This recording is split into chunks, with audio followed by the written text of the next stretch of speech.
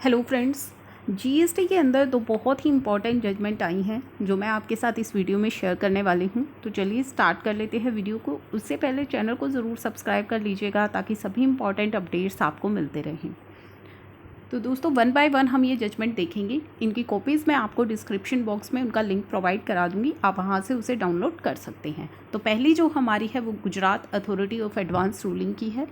Second हमारी जो judgement है वो सुप्रीम कोर्ट की है ट्रान 1 को लेकर के। दोनों बहुत ही ज़्यादा इम्पॉर्टेंट है। तो पहली Gujarat authority of advance ruling की जो जजमेंट है उसमें हमारे जो एप्लीकेंट है Dipesh Anil Kumar Nayak, he has submitted that he is having a vacant land outside the municipal area of town on which he has some proposed business activities। तो उसके पास एक vacant land है जिस पर कि वो कुछ business activities करता है। The applicant is having all the necessary approval for the proposed project from the plan passing authorities। तो applicant के पास वो सभी अप्रूवल हैं, सभी उसने प्लान जो है उसने प्लान पासिंग अथॉरिटीज़ से सभी अप्रूवल लिए हुए हैं, पास कराए हुए हैं।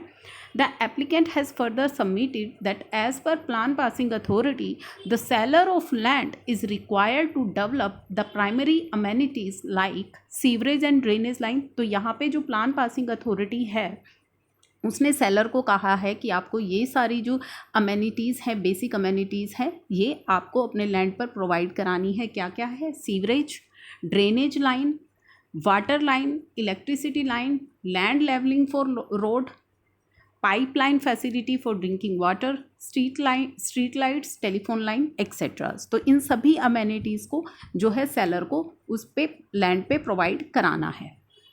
The applicant further submitted that they will sell the individual plot to different buyers without any construction on the same. तो यहाँ पे एप्लीकेंट ने क्या कहा है, जो उसके पास प्लॉट है वो अलग अलग बायर को सेल करेगा विदाउट कंस्ट्रक्शन, उस पर कोई भी कंस्ट्रक्शन नहीं की जाएगी। But by providing the primary amenities as mentioned above, which are mandatory requirements of the जिला पंचायत, जो जिला पंचायत ने उसको बेसिक अमेनिटीज़ प्रोवाइड करने के लिए कहा गया है, कौन कौन सी, जो ड्रेनेज की है, वाटर लाइन की है, इलेक्ट्रिसिटी लाइन, ये सभी फैसिलिटी वो देगा। इसके अलावा कोई भी कंस्ट्रक्शन उस लैंड पे नहीं की जाएगी।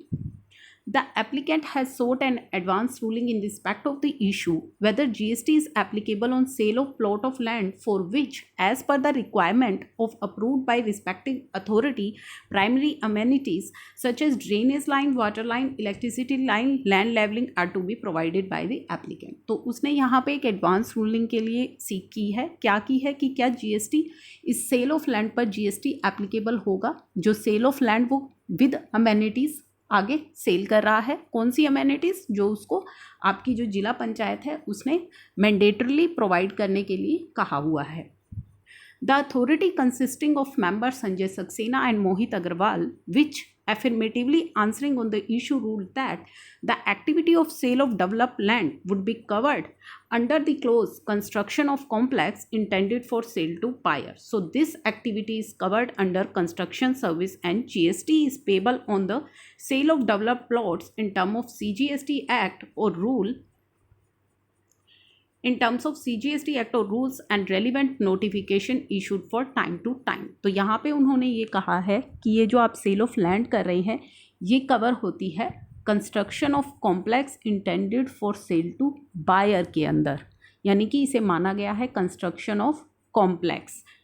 तो ये GST के अंदर कवर होती है। इसके लिए उन्होंने जो रेफरेंस लिया है वो लिया है शेड्यूल 2 का। शेड्यूल 2 ऑफ CGST एक्ट कहता है pertain to activity of transaction to be treated as supply or goods or supply of service। तो शेड्यूल 2 के अंदर बताया गया है कि कौन सी एक्टिविटीज़ हैं जिन्हें हम ट्रीट करेंगे, supply of goods and supply of service. As पर clause 5B of the schedule 2, construction of complex building, civil structure और part thereof including complex और building intended for sale to buyer is a supply of service, hence it is liable for GST। तो यहाँ पे उन्होंने इस schedule 2 का reference लेते हुए उसे कहा है कि जो आप ये लैंड के साथ साथ ये जो आप अमेनिटीज़ भी प्रोवाइड करा रहे हैं, ये जो आप अमेनिटीज़ मैंडेटरली आपको प्रोवाइड कराना ज़रूरी है। और आप जब आप अपने बायर से जो आप उसकी कॉस्ट चार्ज करेंगे वो आप सिर्फ लैंड के कॉस्ट तो चार्ज नहीं करेंगे, आप उसमें इन अमेनिटीज़ की कॉस्ट को भी ऐड करेंगे और आपके लिए ये एक सप्लाई ऑफ सर्विस हो गया है, क्योंकि आप लैंड के साथ साथ ये एक्स्ट्रा जो अमेनिटीज़ उसको प्रोवाइड कर रहे हैं। तो ये उन्होंने कंसिडर किया है कंस्ट्रक्शन ऑफ, जो इन्होंने की है construction of complex intended for sale to buyer. तो यहाँ पे शेड्यूल 2 के अंदर उन्होंने इस चीज़ को रखा है और कहा है कि इसके ऊपर जीएसटी जो है वो एप्लीकेबल होगा। तो ये हमारी है एडवांस रूलिंग जो आई है फर्स्ट। सेकंड हमारी जो इम्पॉर्टेंट है सुप्रीम कोर्ट की judgment. Supreme court stay Delhi high court judgment of directing the department to open GST transfer till 30 June. तो यहाँ पे इस जजमेंट में सुप्रीम कोर्ट ने कहा है the supreme court of India state Delhi high court judgment directing GST department to open the facility to file GST transfer till 30 June. इस judgment में सुप्रीम कोर्ट ने जीएसटी डिपार्टमेंट को कहा है कि आप ट्रांसफर फैसिलिटी को पोर्टल पर अवेलेबल कराइए, चाहे ऑनलाइन कराइए या मैनुअल कराइए 30 जून तक, ताकि जो टैक्स पेयर्स हैं वो इसे फाइल कर सके। Transition form is filed by those taxpayer who are eligible to claim the credit on the tax already paid in the pre-GST regime। तो जो लोग pre-GST regime के अंदर जिनका ITC था उसको क्लेम करना चाहते थे, उसके लिए उन्हें ट्रांसफर फॉर्म फाइल करना होगा। In order to claim the complete amount as credit, transfer is to be filed along with the particular of stock carried forward। The above ruling of Delhi High Court and various other high court have held that the provision in GST Act prescribing a time limit to file transfer is ultra-vires to the Constitution.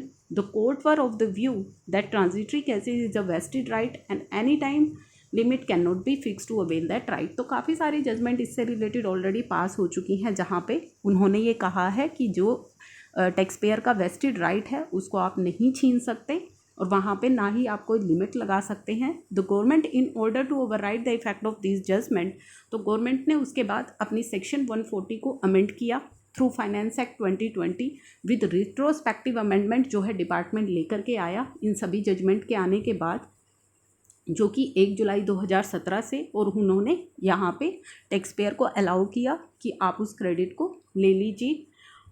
To the judge bench of Delhi High Court directed central government to allow taxpayer to claim ITC under form GST transfer till 30th June, since the statutory time limit for the same is directory and therefore period of limitation of 3 years under the Limitation Act would apply। तो यहाँ पे Delhi high court ने कहा कि ये जो transfer का credit है यहाँ पे लिमिटेशन एक्ट जो है अप्लाई होगा, और जो लिमिटेशन एक्ट के अंदर दिया गया 3 साल का पीरियड यहाँ पे माना गया, जो कि आपका 30 जून तक अलाउड है। उसके बाद लास्ट मंथ जो CBDT है notified the above provision in the finance act which is effect nullified the effect of judgment. तो उसके बाद जो है हमारे डिपार्टमेंट ने भी अपना सेक्शन में जो है रेट्रोस्पेक्टिव अमेंडमेंट लेकर के आया। The judgment was a great relief to all those who could not fight Tran 1 and claim the ITC as direction would apply। तो यहाँ पे जो ये जजमेंट है उसमें कहा गया कि आप जो है ट्रान 1 को ले सकते हैं, क्रेडिट ले सकते हैं 30 जून तक। तो इस जजमेंट में जो सुप्रीम कोर्ट का ये ऑर्डर आया है उसने डिपार्टमेंट को यहाँ पे जो है कहा है कि आप ट्रांसफर फैसिलिटीज़ को ओपन कराइए, क्योंकि 30 जून आपके हिसाब से उसकी लास्ट डेट है और अभी तक पोर्टल पर ऐसा कोई फॉर्म अवेलेबल नहीं हुआ है, ना ही मैनुअली ना ही आपका ऑनलाइन। तो ऑनलाइन आप उसे अवेलेबल कराइए और साथ ही साथ टैक्स पेयर्स को एक मैसेज भी जो है अलर्ट मैसेज भी उस पर शो कीजिए कि आपका जो ट्रांसफर है वो आप फाइल कर सकते हैं। तो इस चीज़ से रिलेटेड ये जजमेंट आई है। ये 2 इंपॉर्टेंट अपडेट्स हैं जो जीएसटी के अंदर आए हैं। आई होप कि आपके लिए है useful. Thank you for watching.